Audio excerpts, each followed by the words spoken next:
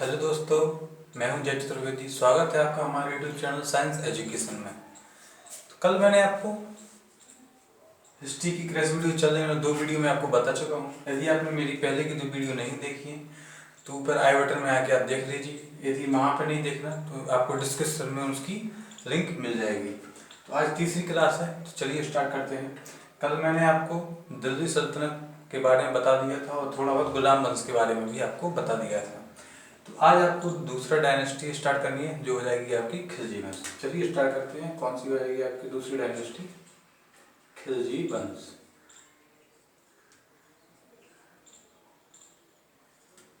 खिलजी वंश का समय सीमा कितनी है? इसकी हो जाएगी 1290 से 1320 AD।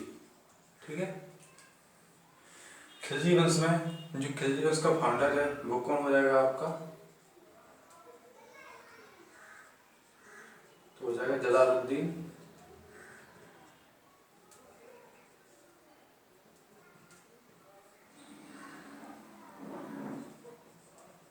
फिरोज शाह खिलजी। कौन हो जाएगा? जलालुद्दीन फिरोज शाह खिलजी। ये कौन हो जाएगा? खिलजी वंश का संस्थापक, यानी खिलजी वंश का फाउंडर कौन हो जाएगा? जलालुद्दीन फिरोज शाह खिलजी। इसके बाद ये कब से कब तक रहा? तो ये रहा आपका 1290 से 1296 तक इसने दिल्ली सल्तनत पर शासन किया। इसके बाद आता है दूसरा शासक, वो है आपका अलाउद्दीन। कौन है आपका? अलाउद्दीन खिलजी। यदि आपने पद्मावत मूवी देखी होगी तो आप अलाउद्दीन को भली भांति से जानते होंगे कि जलालुद्दीन फिरोज शाह खिलजी इनके कौन थे? चाचा थे। और जलालुद्दीन फिरोज शाह खिलजी की बेटी से ही अलाउद्दीन खिलजी ने निकाह किया था, इसलिए अलाउद्दीन इनके दामाद भी थे। अलाउद्दीन ने अपने यानी कि ससुर को मार कर ही अपनी गद्दी हासिल की थी। और अलाउद्दीन का कार्यकाल कितना है? उनका होगा 1296 से 1316। ये अलाउद्दीन का। अलाउद्दीन से काफ़ी सारे पॉइंट हैं जो आपको याद रखने योग्य हैं। एक एक करके मैं आपको बताता जाता हूँ, आप नोट करती जाइए। यदि नहीं तो बाद में आप ऐसे स्क्रीनशॉट भी ले सकते हैं। चलिए, पहला पॉइंट आपका हो जाएगा कि अलाउद्दीन का जो रियल नेम है वो हो जाएगा आपका क्या?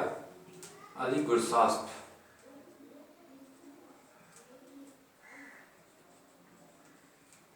अलाउद्दीन का जो रियल नेम है वो है क्या? अली गुरसास्प। दूसरी बात, अलाउद्दीन ने 2 स्पेशल टैक्स स्टार्ट किए। क्या किया? Special tax. कौन कौन से थे? तो वो थे आपका, एक था आपका गहराई,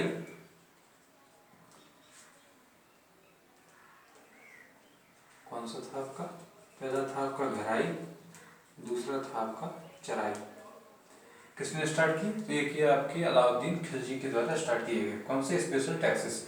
गहराई का अर्थ क्या होता है? जो व्यक्ति घर में रहते हैं उनको अपने घर का किराया देना होता था कर के रूप में, और जिनके पास पशु है या जानवर है, यदि वो उनको बाहर चराने के लिए ले जाते हैं तो उन्हें उस चीज़ के लिए भी टैक्स पे करना पड़ेगा। और दूसरी बात, इसने क्या किया था? इसने टैक्स जो है 50% कर दिया था। 50% का अर्थ है लोगों की, जनता की उपज का 50%, यानी कि लोगों की जितनी आमदनी है उसका 50% टैक्स इसे लेने लगा। पहले क्या होता था, जितने भी शासक थे उनका फिक्स था। मान लीजिए पहले शासक क्या करते थे, मान लीजिए किसी शासक को टैक्स वसूलना है, तो मान लीजिए शहर के किसी बीचम बीच यानी कि किसी चौराहे पर बैठ गया और उसने कह दिया मुझे सभी से 50-50 सिक्के चाहिए, ठीक है, टैक्स के रूप में। तब जिसके पास सभी लोग उसको, जितने भी लोग थे, राजा को 50-50 सिक्के दे के जाते थे। यदि मान लीजिए किसी की आमदनी 100 सिक्के है तो उसको 50 सिक्के देने में कोई प्रॉब्लम नहीं होगी।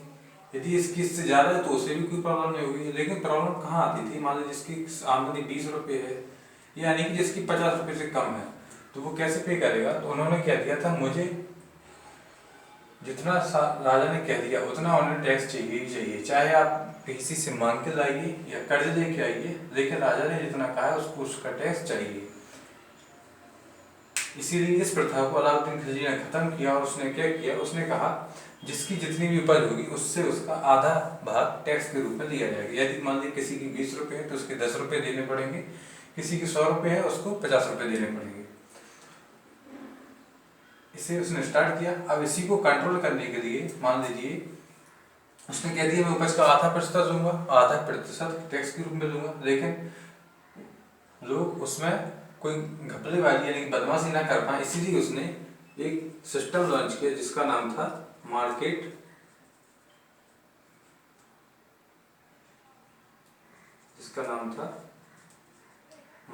सिस्टम। क्या नाम था? Market control system. Market control system उसने क्या किया? लॉन्च किया। इसके बाद अगला पॉइंट क्या है जो इसकी सबसे अच्छी थी? आर्मी रिफॉर्म, यानी कि इसने आर्मी का रिफॉर्मेशन करवाया। आर्मी रिफॉर्म, इसने क्या किया? अपनी खुद की आर्मी बनाई। पहले के शासक क्या करते थे, उनके पास आर्मी नहीं होती थी, उनके नगर में जितने भी लोग होते थे युद्ध के समय उन्हीं को हथियार देके वो सेना का इस्तेमाल करते थे। लेकिन इसने क्या किया? इसने कहा ऐसा नहीं होगा, इसने अपनी खुद की आर्मी बनाई, वो भी किसके ऊपर? On the salary basis. On salary basis, यानी कि उसने कहा मैं आर्मी बनाऊंगा और उनको तनख्वाह भी दूंगा। ऐसा अलाउद्दीन ने किया था। अलाउद्दीन ने आर्मी रिफॉर्मेशन किया ऑन द सैलरी बेसिस। और उसने क्या किया? दो चीजें स्टार्ट की। एक थी आपकी दाग, दूसरा था आपका हुलिया। दाग और हुलिया। दाग का अर्थ क्या है? पहले क्या होता था, राजाओं के पास जितने ज्यादा घोड़े होते थे उससे उनकी ताकत का अंदाजा लगाया जा सकता था। इसीलिए इसने क्या किया? घोड़ों पर दाग लगाया। दाग का होता है मोहर। इसने अपनी मोहर जो है गर्म करके घोड़ों पर लगवा दी, जिससे कि उसके घोड़ों की पहचान बनाई जा सके। और हुलिया, हुलिया का अर्थ होता है इसकी सेना में जितने भी लोग थे उन सभी को एक ड्रेस दे दी, एक तरीके से सभी का हुलिया एक सा कर दिए। पहले क्या होता जो जैसा है उसको वैसे ही लेके चले जाते थे, तो लेकिन इसने क्या किया? सेना के लिए अलग हुलिया दिए। इसके बाद आती है, यदि इसकी फॉर्मेशन की बात करें कि इसने क्या क्या बनवाया, तो इसने हौस खाज, क्या बनवाया? इसने हौस खाज की स्थापना की।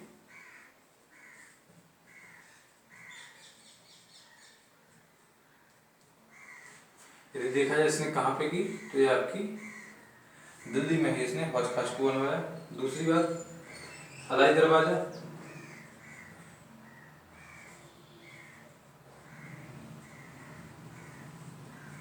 अलाई दरवाजा भी इसके द्वारा बनवाया गया। और अलाई मीनार, अलाई मीनार भी इसके द्वारा बनवाई गई। दोनों के दोनों कहाँ पे हैं? तो ये आपकी हो जाएंगी दिल्ली में। इसके कुछ पॉइंट मैं आपको यहाँ पे बता देता हूँ, इसको बिगाड़ देता हूँ। Just give me a second.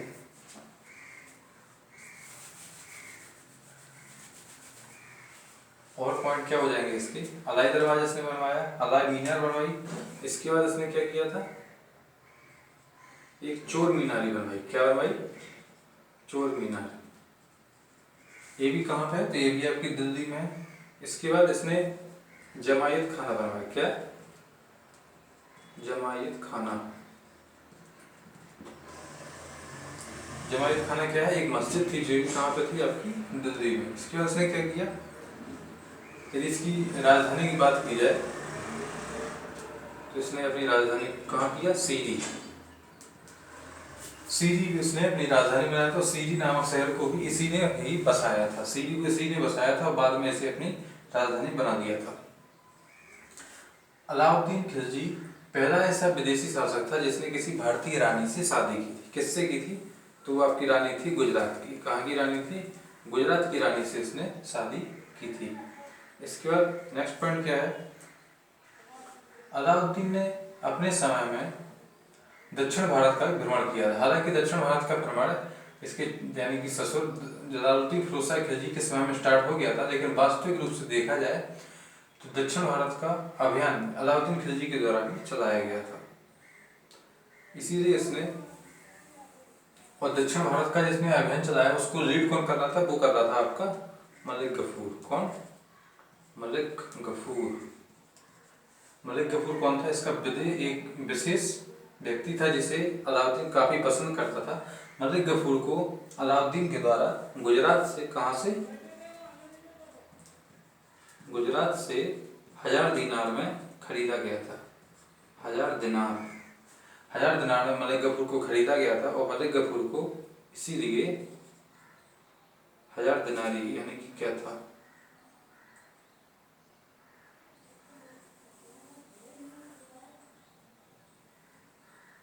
हाँ 1000 दिनारी के नाम से भी मलिक गफूर को जाना जाता था। ऐसा भी कहा जाता है कि मलिक गफूर और अलाउद्दीन के बीच में कुछ संबंध भी थे, हालांकि इस बात की पुष्टि नहीं हुई है, आपको ये जानना भी जरूरी नहीं है, आप बस इतने पॉइंट आपको अलाउद्दीन से याद रखने हैं। बाद में क्या हुआ था, मलिक गफूर की बात की जाए तो अलाउद्दीन का सबसे एक तरीके से कहें विश्वासपात्र एवं सबसे अच्छा साथी था, लेकिन बाद में इसी ने इल्तुतमिश को उसी के किले में नजरबंद कर दिया था और बाद में खुद दिल्ली का सुल्तान बन बैठा। जी हाँ, मलिक गफूर ने भी दिल्ली सल्तनत पर राज किया है, लेकिन मात्र कितने दिन के लिए शासक बना था, तो सिर्फ और सिर्फ 36 दिन के लिए मलिक गफूर आपका दिल्ली सल्तनत का शासक बना हुआ था।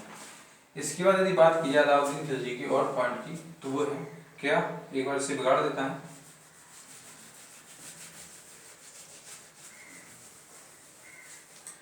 इसके बाद बात आती है किसकी, अमीर खुसरो। कौन, अमीर खुसरो। तो अमीर खुसरो को भी यानी कि अमीर खुसरो को भी अलाउद्दीन खिलजी का संरक्षण प्राप्त था।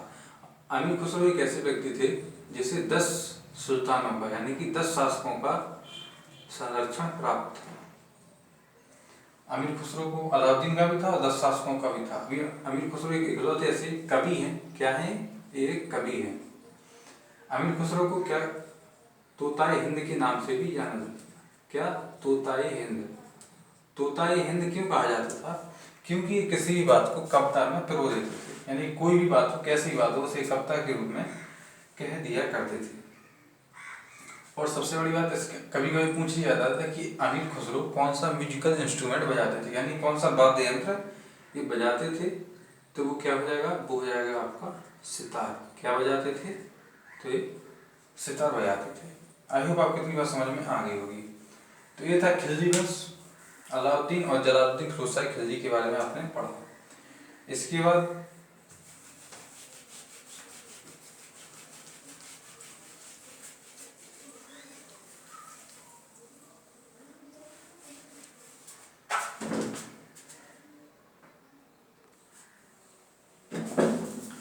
चलिए आज यही खत्म करते हैं, वीडियो ज़्यादा बड़ी हो रही है।